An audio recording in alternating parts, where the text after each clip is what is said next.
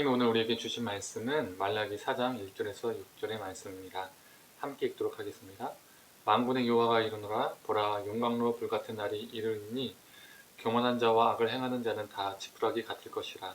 그 이르는 날에 그들을 살라 그 뿌리와 가지를 남기지 아니할 것이로되 내 이름을 경외하는 너희에게는 공의로운 해가 떠올라서 치료하는 광선을 비추리니 너희가 나가서 외양간에서 나온 송아지같이 뛰리라. 또 너희가 악인을 밟을 것이니 그들이 내가 정한 날에 너희 발바닥 밑에 재와 같으리라. 만군의 여호와의 말이니라. 너희는 내가 호렙에서 온 이스라엘을 위하여 내 종 모세에게 명령한 법 곧 율례와 법도를 기억하라. 보라, 여호와의 크고 두려운 날이 이르기 전에 내가 선지자 엘리야를 너희에게 보내리니 그가 아버지의 마음을 자녀에게로 돌이키게 하고 자녀들의 마음을 그들의 아버지에게로 돌이키게 하리라. 돌이키지 아니하면 두렵건대 내가 와서 저주로 그 땅을 칠까 하노라 하시니라. 아멘. 오늘 말씀을 함께한 우리 모든 성도님들에게 하나님의 은혜와 평강이 넘치기를 간절히 소망합니다. 오늘 본문은 우리에게 익숙한 본문이죠. 특히 2절, 내 이름을 경외하는 너희에게는 공의로운 해가 떠올라서 치료하는 광선을 비추리니 너희가 나가서 외양간에서 나온 송아지같이 뛰리라. 이 구절을 우리는 자주 접하게 됩니다. 특히 어떤 부분이 익숙합니까? 치료하는 광선이죠. 이 구절과 이 문구는 아픈 분들에게 많이 사용됩니다. 하나님, 치료하는 광선을 쏘아주십시오. 비춰주십시오 라고 말이죠. 그런데 이 2절의 말씀에 치료하는 광선은 정말 육체적으로 아픈 사람에게 고치는 데 사용되는 구절일까요? 이 구절은 잘못 해석되고 이용되는 그리고 적용되는 대표적인 구절 중에 하나입니다. 앞뒤 문맥과 상황 그리고 그 당시 역사적인 배경을 무시하면 성경 본문이 말하는 것, 즉 하나님이 그 본문을 통해서 말씀하시고자 하는 것과 전혀 다른 내용으로 해석되고 적용됩니다.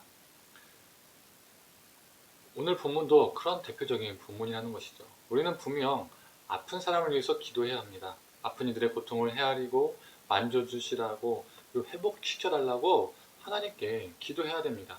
그러나 오늘 본문은 그러한 본문이 아니라는 겁니다. 이 본문도 나중에 조금 더 긴 설교로 하고 싶은 본문이지만 오늘 아침 묵상을 통해서 간략하게 살펴보고자 합니다. 오늘 본문은 여호와의 날, 하나님의 심판의 날, 마지막 날을 이야기하고 있습니다. 이 마지막 날에 누군가에게는 회복이 일어나고 어떤 이들에게는 용광로 불의 지푸라기처럼 다 타버리는 일이 일어난다라고 말하고 있습니다. 즉 하나님의 심판 때, 하나님의 마지막 날에 어떤 이는 회복이, 어떤 이에게는 심판이 임한다는 거죠. 치유의 광선은 회복에 적용되는 문구겠지요. 그렇다면 이 치유의 광선의 출처는 어디일까요? 이 치유의 광선은, 치료하는 이 광선은 어디로부터 나오는 것일까요? 바로 앞에 나와 있는 해이죠. 그런데 그냥 해가 아니라 어떤 해입니까? 공의로운 해입니다. 공의로운 해로부터 나오는 빛이라고 말하고 있습니다. 우리가 1장에서 3장까지 살펴봤던 것처럼 바벨론 포로 귀환을 한 이스라엘 백성들은 가나안 땅에서 타락의 길로 나갔습니다. 그들 삶에는 하나님을 향한 경외함이 없었습니다. 경외함이 없다는 것은 기도를 덜하고 예배를 조금 드리고 통독을 조금 하고 이런 류의 문제가 아니었다는 거죠. 하나님을 경외하지 않으면 고아와 과부와 그리고 나그네를 압제하고 이웃을 강간하고 이웃의 품삯을 제대로 주지 않는 갈취의 형태로 나타났습니다. 하나님께 훔친 것을, 흠 있는 것을 제사로 드리는 것으로 나타났습니다. 11조를 드리지 않음으로써 레위인과 고아와 과부와 나그네 같은 그들의 삶을 위협하는 것으로 나타났습니다. 수직적인 관계로서의 하나님을 경외하지 않음은 수평적인 관계로 나타났다는 것이죠. 즉 이웃을 돌보지 않음이 하나님을 경외하지 않음이었습니다. 이처럼 그들의 삶에는 공의와 정의가 사라졌습니다. 오히려 그들에게 하나님은 악을 행하는 것을 기뻐하시고 좋게 보시는 하나님이 되었고 그들은 정의 하나님이 어디 계시냐고 반문까지 빈정대는 반문까지 하게 된 것이죠.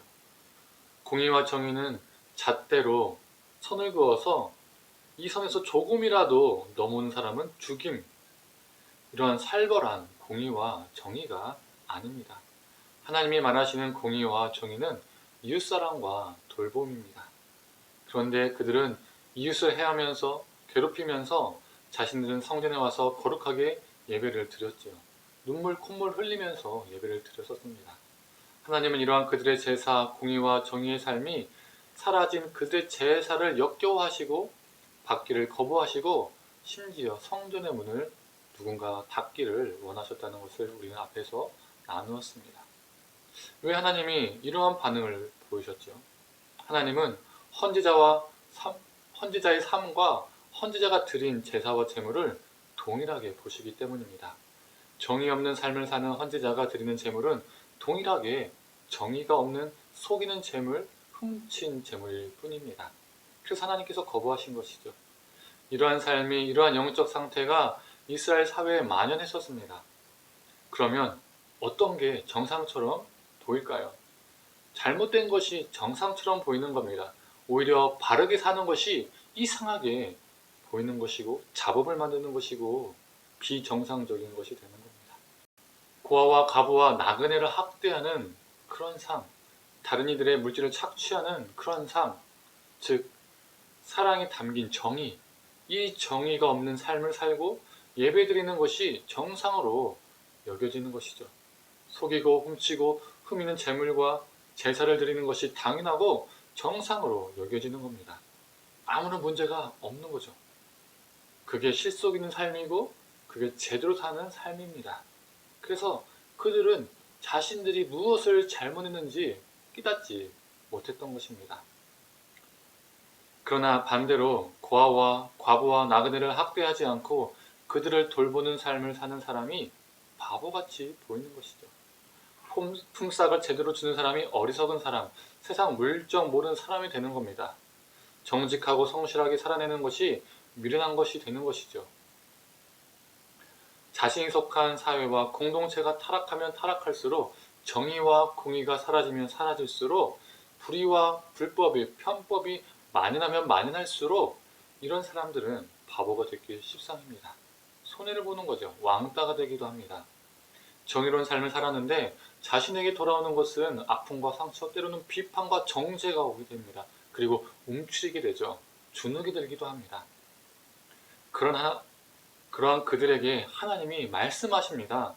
마지막 날에 내 이름을 경외하는 너에게, 즉 정의롭고 공의로운 삶을 사는 너에게 공의로운 해가 떠올라서 치료하는 광선을 비출 것이다. 너는 외양간에서 나온 송아지처럼 뛸 것이다 라고 말씀하십니다. 너희들이 이 땅에서는 날 경외하기 때문에 정의롭게 살아서 고통당했지만 마지막 날에 내가 너희들을 회복시킬 것이다 라는 치유와 희망의 메시지입니다. 이 메시지가 경외하는 자들에게는 버틸 수 있는 힘이 되었습니다. 그래, 내가 잘못된 길을 걷고 있는 것이 아니구나, 내가 정말 제대로 걷고 있구나 라는 확신의 메시지가 된 것이죠. 그러나 반대로 정의가 없는 삶을 살았던 이들에게는 이웃을 돌보지 않고 자신의 안위가 가장 인생의 최대 목표였던 사람들에게는 마지막 날이 지푸라기가 용광로 불에 타듯 다 불타버리는 심판을 받을 날이라는 엄중한 경고의 메시지인 것이죠.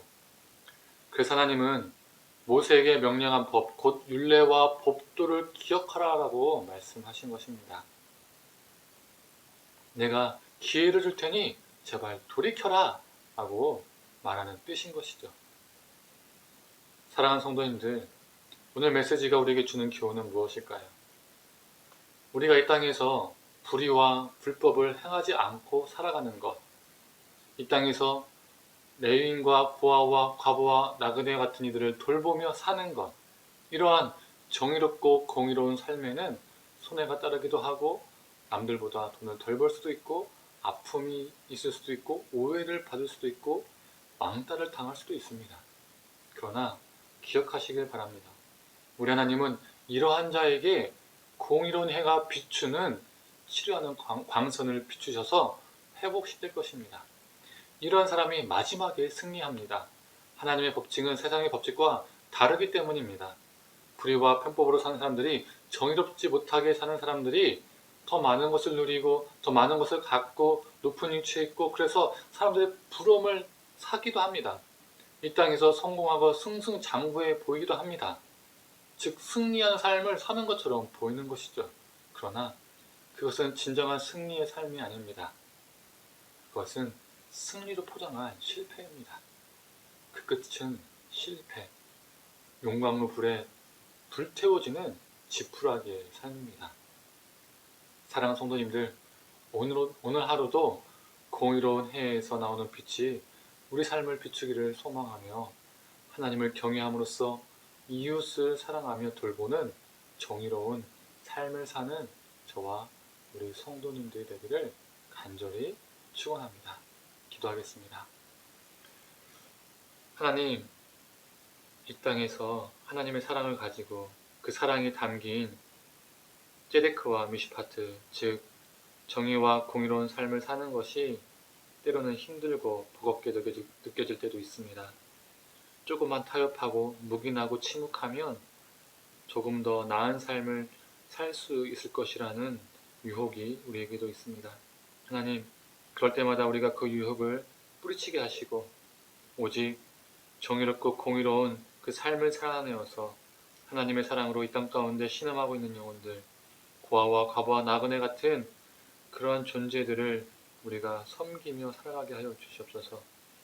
그 삶이 하나님께 정의로운 제물 되게 하셔서 하나님 앞에 온전히 드려지는 삶의 예배가 되게 하여 주시옵소서. 하나님, 이 공의로운 해가 우리 삶을 늘 비춰주게 하셔서 하나님을 기억하고 하나님을 붙들며 하나님의 힘에 입어서 이 땅에서 공의롭고 정의롭게 오늘 하루도 내일도 모든 순간을 그렇게 살게 하여 주시옵소서. 모든 걸 감사드리며 사랑이 많으신 예수님의 이름으로 기도드립니다. 아멘.